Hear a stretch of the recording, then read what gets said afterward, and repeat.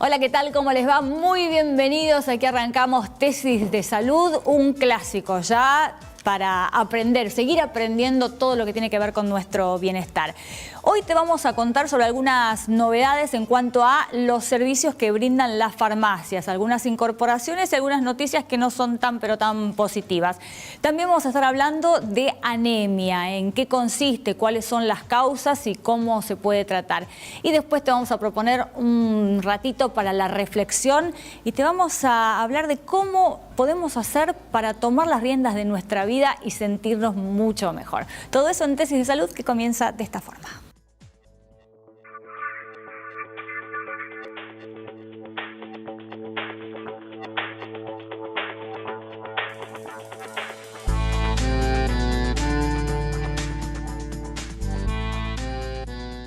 Bueno, te proponemos ahora un tiempo de reflexión, hasta de introspección, porque estamos con Analía Forti, que es consultora psicológica, y uno más de sus libros, El poder sobre tu vida. ¿Cuántas veces, Analía, uno dice, tengo que tomar las riendas de mi vida, ¿no? Tengo que accionar yo y no dejar que la marea me lleve de un lado para el otro? Bueno, un poco de eso se trata. Tal cual. Poder sobre tu vida. Sí, no lo podrías haber descrito mejor, porque tiene que ver con eso.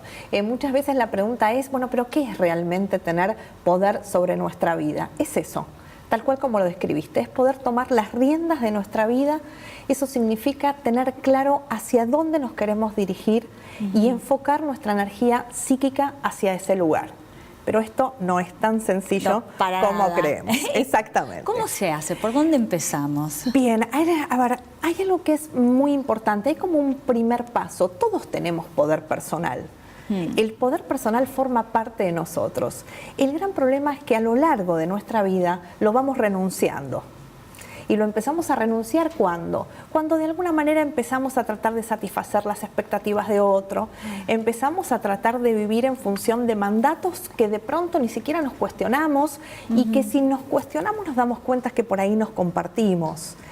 Pero muchas veces no queremos pagar el precio, no queremos hacernos responsables de las consecuencias de decir, mira, ¿sabes qué? Yo realmente no quiero vivir de esta manera, mi decisión de vida es esta. Claro. Entonces, de alguna manera, para retomar ese poder sobre nuestra vida, lo primero que tengo que hacer es reconocerlo y recién después lo puedo poner en acción. Sí, y saber qué quiero, ¿no? Muchas veces uno ni siquiera se toma el tiempo de preguntarse qué deseo, ¿no? Hacia dónde quiero ir.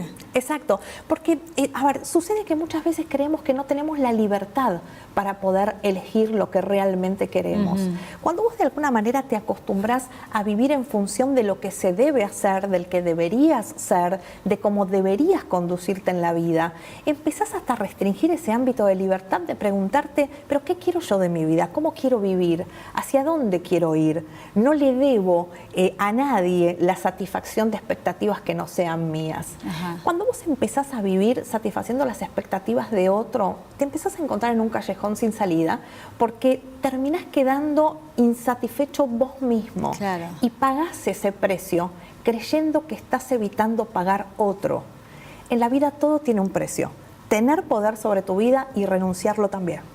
Sí, pero a veces uno ni siquiera se toma el tiempo de preguntárselo, ¿no? Nos subimos a la bola de la vorágine de la cotidianidad y no nos detenemos a cuestionarnos, como vos decías. Sí.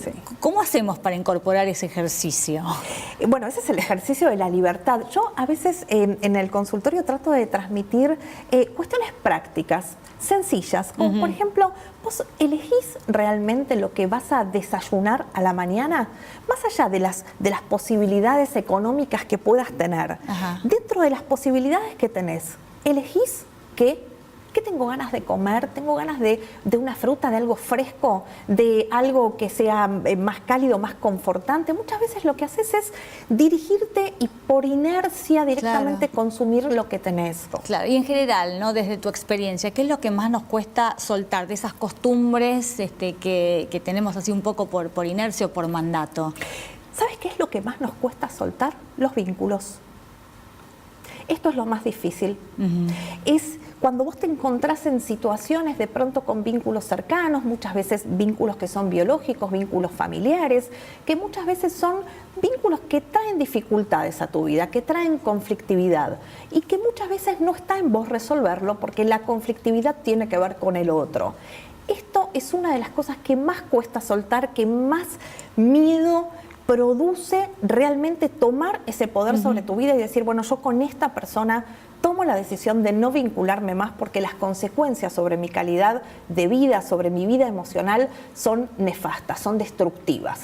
Los vínculos es lo que más nos cuesta soltar. ¿Los vínculos de pareja también? Los vínculos de pareja, pero sobre todo los vínculos familiares, más aún que los vínculos de pareja. ¿Y qué hacemos con las excusas, ¿no?, que uno se pone? Porque uno siempre encuentra una explicación, Sí, ¿no? claro. No lo puedo hacer porque si no, no puedo dejar este trabajo porque la situación está Tal cual. tremenda. ¿Cómo lidiamos con las excusas que nos ponemos? El ser humano es un especialista en el arte del autoengaño. Sí. Somos grandes negadores y tenemos argumentos absolutamente para todos. La realidad es que hay dos elementos que son fundamentales para poder tomar decisiones y para recuperar de alguna manera este poder personal perdido. Seguramente vos debes recordar que Sartre decía que estamos condenados a la libertad. Y de verdad, esto es cierto. Estamos condenados a la libertad. Y esto es una maravillosa atrocidad, pero estamos condenados a la libertad. Y cuando nosotros tomamos la decisión de vivir de una manera libre, del otro lado tenemos la responsabilidad. Entonces, ejercer esa libertad con responsabilidad, haciéndonos cargo de las consecuencias que tengan sobre nuestra vida, las decisiones que tomemos, esta es la única manera de recuperar ese poder sobre nuestra vida que todos los días estamos renunciando. Lo renunciamos y lo delegamos. Y después empezamos a sufrir porque sentimos que lo hemos perdido. No lo perdimos. Simplemente lo dejamos de ejercer. Claro. Y ahora, ¿cómo a veces cuesta conjugar la libertad con la responsabilidad, Sí, claro. ¿no? Y lo que uno desea y quiere con ciertas cuestiones que debe hacer, ¿no? ¿Cómo balanceamos esto? Vos decías esto, el debo hacer. En definitiva, si vos te pones a reflexionar sobre esto, no hay nada que debas hacer. Aún ese deber lo estás eligiendo. Siempre podemos elegir, te pongo un ejemplo, trabajar. Sí. Yo no puedo dejar de trabajar. No, sí, podés dejar de trabajar. Esto va a tener una consecuencia. Claro.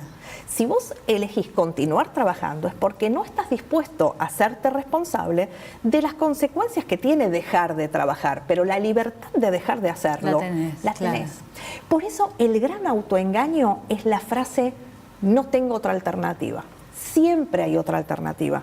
Lo que pasa es que eso va a tener una consecuencia. Claro, hay que mirarlo desde otra óptica, ¿no? Uno elige siempre estás eligiendo. Camino, siempre estás eligiendo. Ahí reside la condena a la libertad, por eso es una condena, porque no tenés manera de escaparte de la libertad. ¿Dónde nos escondemos de la libertad? No hay escondite posible. Es una buena condena.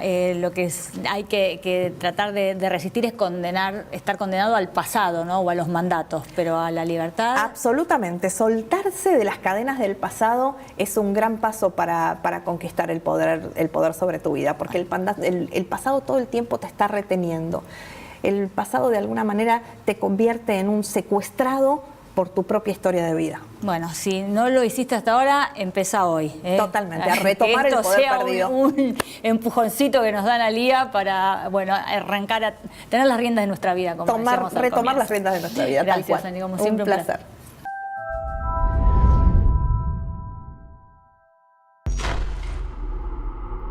Bueno, está con nosotros Isabel Reynoso, presidente del Colegio de Farmacéuticos. Gracias, Isabel, por estar una vez más acompañándonos. Y hay muchas cuestiones que tenemos que charlar sobre servicios que se brindan en las farmacias, algunos cambios, algunas buenas noticias y otras no tanto, ¿no? Por ejemplo, el servicio del kit de ostomía, que los jubilados están ya acostumbrados, quienes lo necesitan, a buscarlos en las farmacias. ¿Qué pasa o qué va a pasar? Sí, nosotros hace años que venimos entregando al paciente ostomizado, que para que la gente entienda es aquellos que han tenido alguna dificultad en el colon o en el ilion y utilizan, digamos, una bolsa colectora, digamos, de las heces, y eso se lo entregamos en la farmacia, pero en la farmacia también le ayudamos al paciente, digamos, ostomizado, a que se higienice correctamente la zona, a cómo se tiene que aplicar el aro o la bolsa, y si detectamos que hay fiebre, pus o algún tipo de cuestión relacionada con la ostomía, derivamos enseguida al médico. Esto lo venimos haciendo hace muchos años a los jubilados y pensionados, son más o menos 6.000, 7.000 pacientes que están ostomizados por PAMI, y bueno, el instituto decidió no hacerlo más a través de las farmacias y dárselo al correo argentino, así que decirle a los jubilados que lamentablemente no es una decisión de los farmacéuticos, sino es una decisión política del gobierno, que entendemos que tampoco es una cuestión económica, porque nosotros recibimos, digamos, un pago por un servicio que es muy bajito, pero creemos que todo lo que tenga que ver con medicamento, producto médico, absorbentes higiénicos, todo lo que necesita para el cuidado de la salud del jubilado, siempre ha dado buen resultado en la farmacia, porque por otro lado el medicamento no se puede dispensar en otro lado. Vamos a hablar de otro tema que, bueno, hoy está en boca de todos y tiene que ver con el cannabis medicinal, ¿no? Veníamos hablando en distintos programas sobre algunos beneficios que ya están comprobados para mejorar la salud y para paliar el dolor del cannabis medicinal. ¿Se puede expender en las farmacias? ¿Qué relación tienen ustedes con esta droga? Sí, nosotros venimos trabajando hace 2 años, desde que fue el debate de la ley, y entendemos que la ley quedó con muchísimos grises. Hoy por hoy en nuestro país está prohibido absolutamente todo, porque está contenido o clasificado el cannabis en lo que es lista 1 de psicotrópicos o lista 4 de estupefacientes, claro, tanto el aceite como las semillas.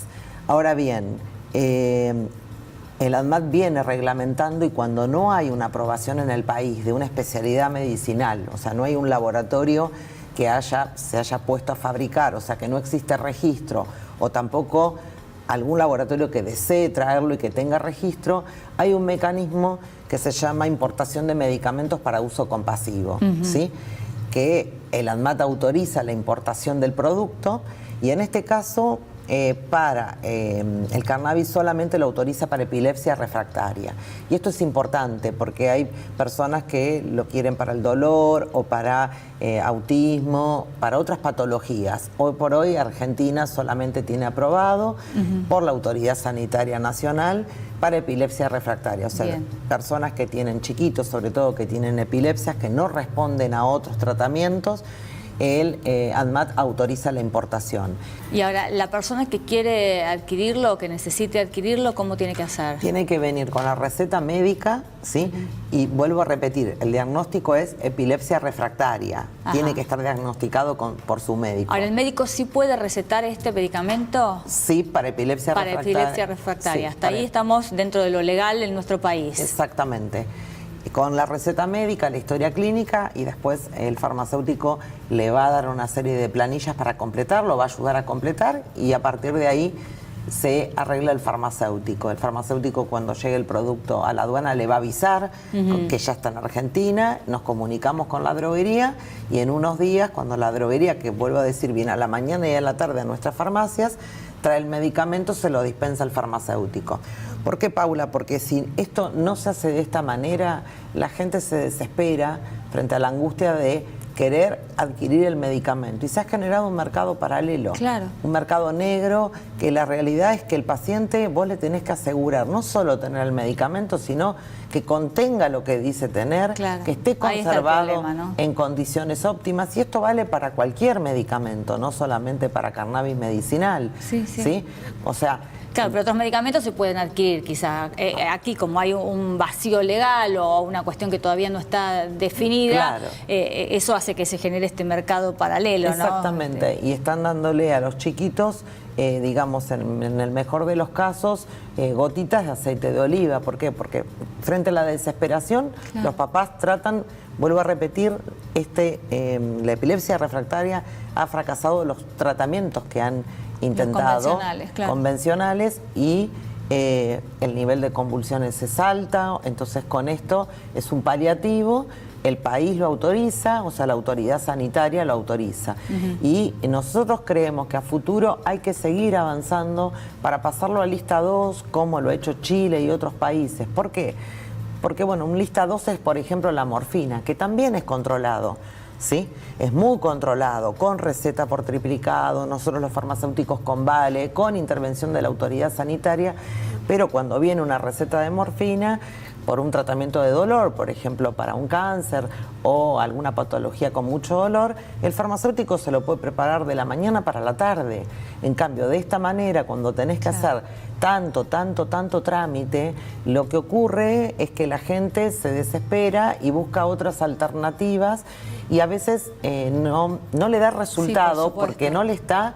Vos no le podés garantizar la legitimidad del producto. Claro. Solamente el laboratorio que lo fabrica es el único que puede garantizar la legitimidad del producto, la conservación distribuida por una droguería habilitada y la dispensa por farmacia habilitada, farmacia de hospital, farmacia comunitaria, farmacia de mutuales y sindicales, pero que tenga una habilitación para que para conservar, con un farmacéutico para que vea si ese producto es legítimo o no, porque si no resulta un engaño económico y también la verdad que moral, porque están esperando que le dé resultado. Quizás bueno, en el mejor de los casos inocuo. Exactamente. ¿No es cierto? Lo último que te digo, que lo estamos haciendo en forma gratuita, ¿sí?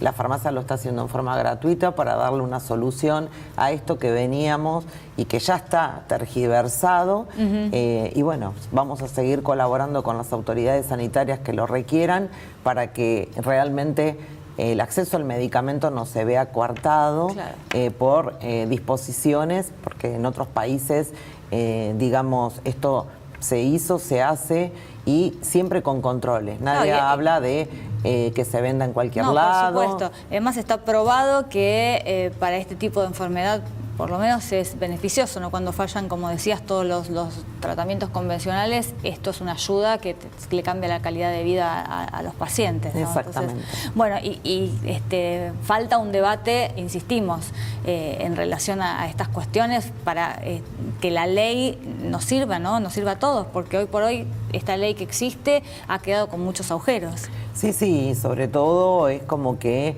tiene, digamos, es muy engorroso para que el paciente pueda llevar adelante este tipo de cuestiones. Y por otro lado, todo lo que es científico, los avances científicos, ensayos clínicos, los equipos de investigación que tienen que seguir, digamos, trabajando, también han tenido dificultades para importar las materias primas. Recién ahora se están logrando las autorizaciones.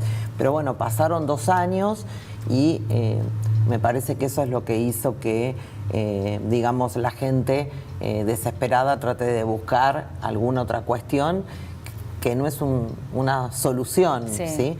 Pero bueno, entendemos que hay varias universidades, varios equipos del CONICET trabajando en este tema y claramente ojalá en unos años podamos tener producción nacional, las farmacias puedan preparar como lo hacen con el jarabe de morfina y pueda servir para otras patologías, pero enmarcado siempre en el tema legal y que no tengan que estar, digamos, escondiéndose, porque hoy por hoy tiene un tema penal. Tiene algo de clandestinidad. Exactamente. Isabel, vamos a seguir hablando de este tema, ocupándonos, por supuesto, en próximas entrevistas que vamos a hacer. ¿Cómo no? Gracias. Muchas gracias. Siempre.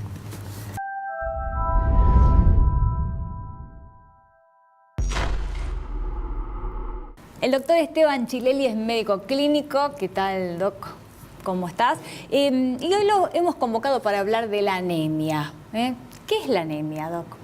Hola, ¿cómo estás, Paula? Mira, la anemia se define como la disminución de la hemoglobina. Vos sabés que la hemoglobina es la sustancia que transporta el oxígeno por la sangre y cuando eso disminuye, eso se denomina anemia.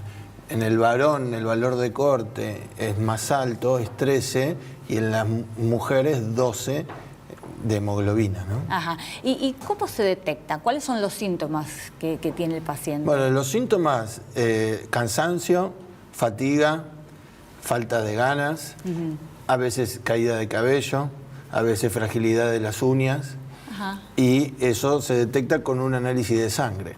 un simple análisis de sangre uno sabe qué nivel de hemoglobina tiene el paciente y puede detectar la anemia. ¿Y qué se hace? Y bueno, cuando uno detecta la anemia, lo primero que se pregunta es por qué tiene la anemia, ¿no? Y hay diferentes causas de anemia. En la mujer joven, la causa principal es la menstruación. Entonces, es la anemia por déficit de hierro, que nosotros la llamamos anemia ferropénica. Esa anemia por déficit de hierro se mide en otros parámetros en sangre y uno puede saber exactamente qué nivel de hierro tiene en la sangre. Ajá. Y poder dar un tratamiento para corregirlo rápidamente. Pero no a todas las mujeres le pasa con la menstruación. No todas las mujeres, pero es muy frecuente, porque justamente hay mujeres que tienen una menstruación o más larga o más abundante. Claro. Entonces es muy importante tener los controles para poder identificar a esas mujeres y darle un tratamiento, porque es muy fácil, con una pastilla de hierro que tomen por la mañana, no tendrían ningún problema de salud. Ajá. Y más allá de las mujeres jóvenes, en otros casos, ¿por qué viene la anemia? La anemia, nosotros los médicos generalmente cuando vemos un paciente con anemia nos preguntamos por qué la tienen y la dividimos en tres partes. Ajá. Una es la anemia con glóbulo rojo chiquito, otra es la anemia con glóbulo rojo normal y otra es la anemia con glóbulo rojo grande. La anemia ferropénica que te conté previamente es con glóbulo rojo chiquito.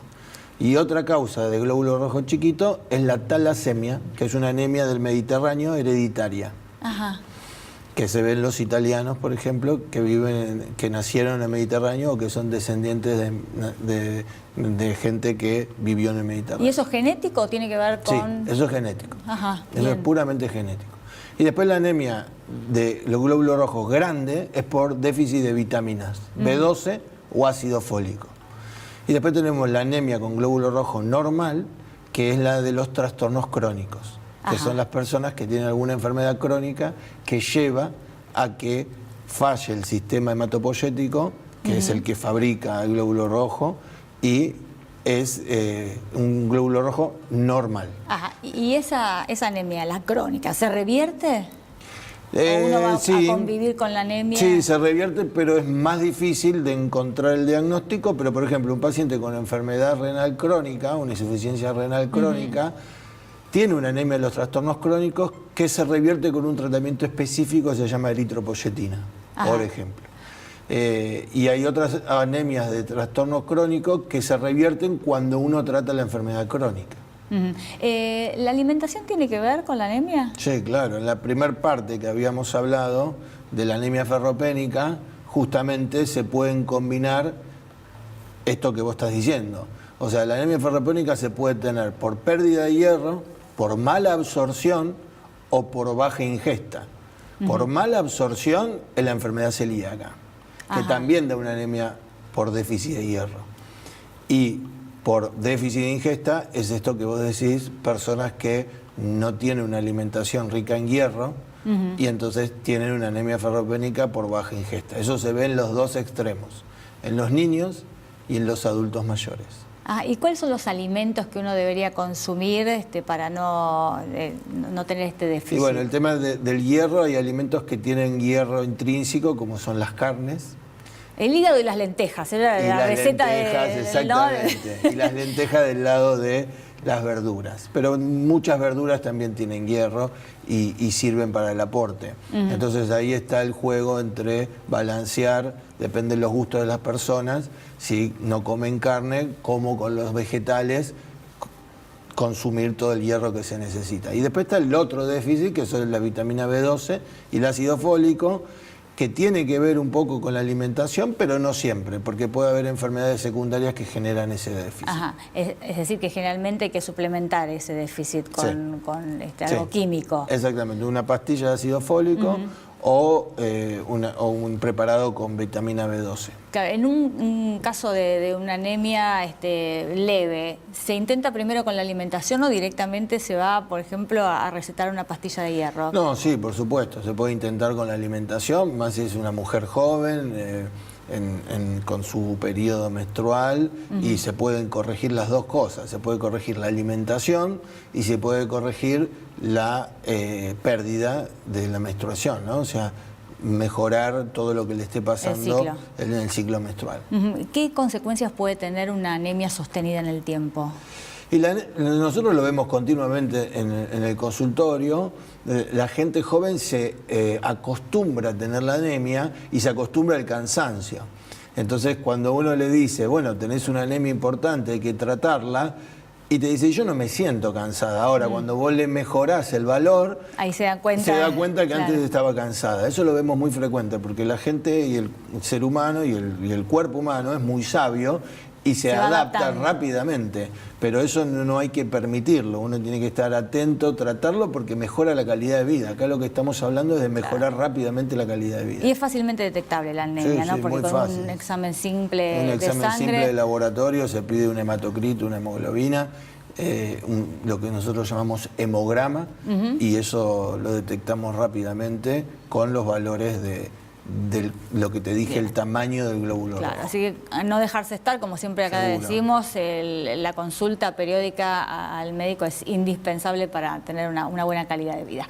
Muchísimas gracias por haber pasado por Tesis. Nada, por favor, gracias a vos, Paula.